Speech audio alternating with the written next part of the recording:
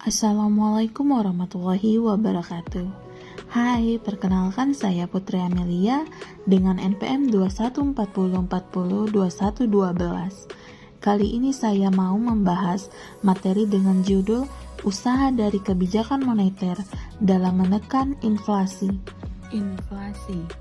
Inflasi adalah proses kenaikan harga barang dan jasa secara umum dan terus-menerus dalam jangka waktu tertentu.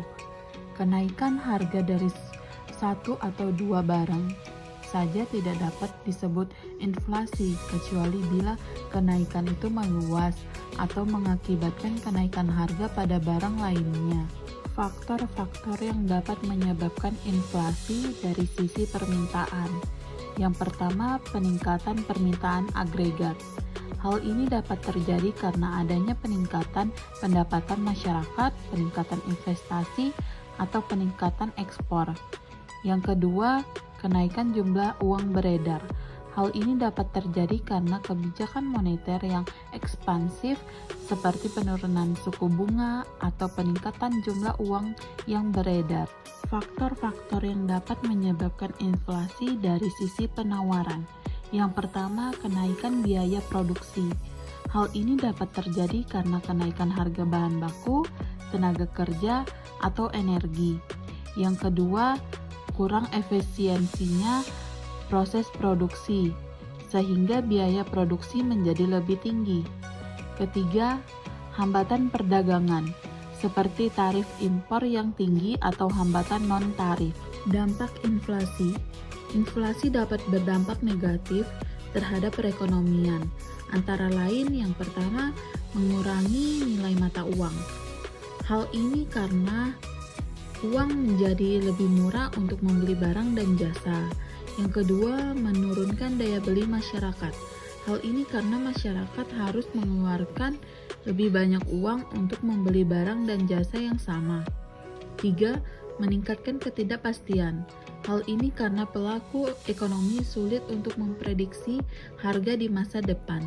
Kebijakan moneter. Kebijakan moneter adalah kebijakan yang dilakukan oleh bank sentral untuk mengendalikan jumlah uang beredar. Kebijakan moneter dapat digunakan untuk mengendalikan inflasi dengan cara mengurangi permintaan agregat. Cara mengatasi inflasi dengan kebijakan moneter. Yang pertama, politik diskonto. Cara mengatasi inflasi dengan kebijakan moneter yang pertama adalah melalui politik diskonto. Dalam implementasinya, bank sentral menaikkan atau menurunkan suku bunga. Contoh dari politik diskonto, yang pertama menurunkan harga barang, yang kedua menurunkan atau meningkatkan suku bunga acuan, ketiga merilis surat berharga, keempat meningkatkan jumlah uang di bank. 2. Politik pasar terbuka.